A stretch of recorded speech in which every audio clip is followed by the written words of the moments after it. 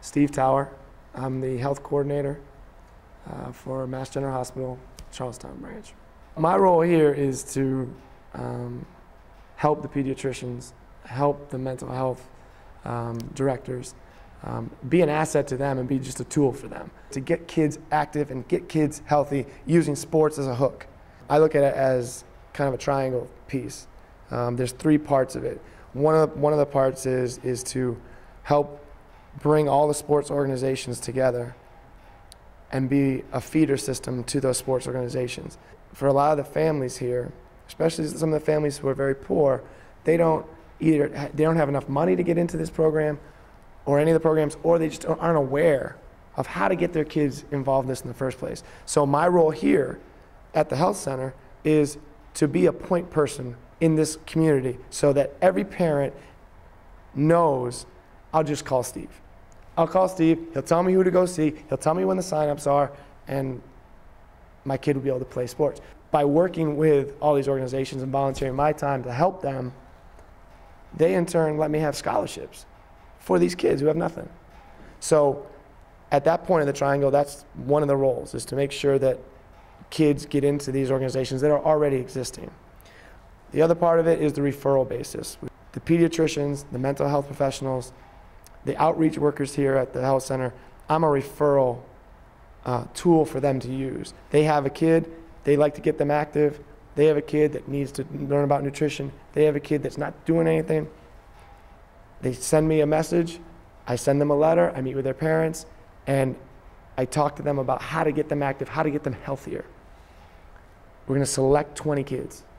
Those 20 kids, the pediatrician has recommended because they're at risk of being overweight. They fall within the 95% BMI. So these are kids that not only have problems with their weight that lead to health problems, but they also have problems with like self-image, or not even knowing where to start. How do I fix this problem before it turns into like type 2 diabetes? Or how do I stop the cycle in my whole family? My mom is like this, my grandfather is like this, and now I'm gonna be like this. How do we stop that cycle? So we start this program with these 20 kids where I meet with them 3 times a week and their parents. Teach them how to cook right.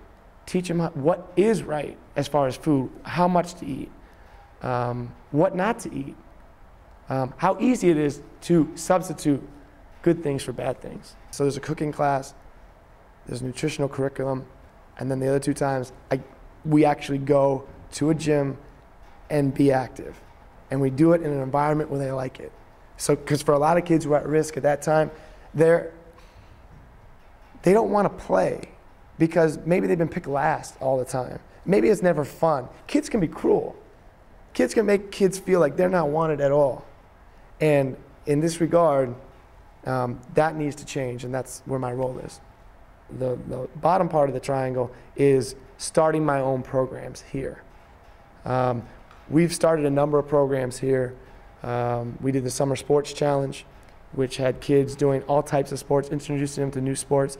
We did that every Wednesday night in the summer. As a kid, I don't know what I would have done if I didn't have gym. I mean, that's where you make all your friends. That's where you learn sports. That's where you can learn how to be a competitor. You can learn how to cooperate.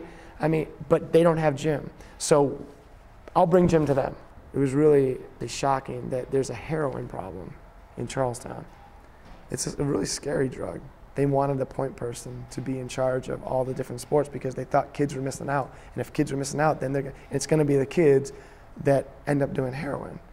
Let's make sure they know that there's something that they can be doing instead of drugs. If you're playing sports or you're doing dance or you're doing anything else, you're not hanging on the corner, you're not getting involved with the wrong people. Also, there's some people who are going to be a real good influence in your life who are at these clinics. And maybe you latch on to one of those people, or one of these kids latch on to me. It's so huge to have these programs. It should never matter where you come from in life as to the opportunities that you should be given. You'll find that wealthy third, their kids are involved in every single sport. They have no problem finding enough money to get sneakers. They have no problem finding enough money to buy the uniform, pay the initiation fee, make sure that they come from a 2-parent household, and the other 2/3 are just trying to get by. And maybe they don't have that kind of structure at home. And so they don't know when Little League sign up is, or when Little League starts, or how to get their kid involved, or how much it costs, or can I get it in a certain way where it's free. They don't know these things.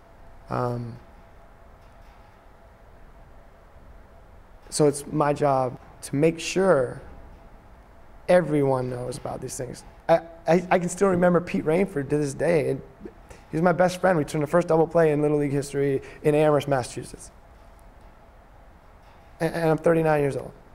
And I remember Pete Rainford from Little League. And I remember my friends from there. And I remember making friends. And you're saying that's taken away because these people don't have enough money or live in a certain part of the town and they don't know about it? Not here. Not when I'm here. It's our job to make sure that every one of those kids has that opportunity to find a Pete Rainford, have a friend. I coached Little League this year here. I see those kids that were on my team, the Astros. We were awesome. I see those kids, they're friends now. Like, they didn't know each other when they put the team together. They're friends now, and it doesn't matter. The racial problems are with parents. There are no racial problems with kids. They don't know. And things like Little League and things like sports programming and all these things make it so it's not going to be a problem the rest of their life. It's that simple. You know, the project Charlestown is only a mile long, a mile wide. But from these projects to these projects, they don't talk to each other. They don't walk over the hill. The wealthy people don't talk to anybody. So, but the funny thing is, in Little League and in any of these sports programs and all these other things, if they're made aware, their kids all play together. And it's great. We went to the pool this summer, and there's my team, the kids hanging out together. All different races. And that's sports, man. That's why we do this. Some of my Emmanuel players, they come and they'll play with the kids and they'll help coach and run some clinics or maybe do some activities with them. And then the most amazing thing happens is my players become friends with these kids. And now they have a friend in college. I mean, guys who didn't even know Emmanuel College existed or Northeastern existed, now have a friend in college. And you're telling me that's not going to have an impact on him while he's going through high school? Because he's going to want to go to college. And all of a sudden, that's in his mind at 11 or 12 years old, or even younger. I mean, the way kids look at student athletes is like they're stars. And for them to make that connection at that age, between the age of 5 to 12, to make a connection even before they even get into high school, a connection about college, a connection about higher education, connection about, I know where Northeastern is. I know where Emmanuel College is. All of a sudden, in their head is college. I should go to college. These are a lot of kids that would never get introduced to that. Maybe their parents never went to college. I mean, that's a lot of the kids here. You don't think of it as being that impactful, but it's that impactful. If they didn't know about it, they're just never going to even pursue it. But now they know about it. And maybe they won't even try and play sports. If they do, they don't. I don't care. I just want them to go. You're trying to change life habits. So I'm telling them Coke is bad. Their whole life have been like, I love Coke. Okay, but then through the program they learn what it's going to do to you, what it does to your body, how much sugar is in it, what is sugar. So you're kind of always wondering, do they do it when I'm not around? There's a million other things that they get mental stimuli from that says you don't have to do it. Walking down the street in Dorchester, and I saw a couple of my kids.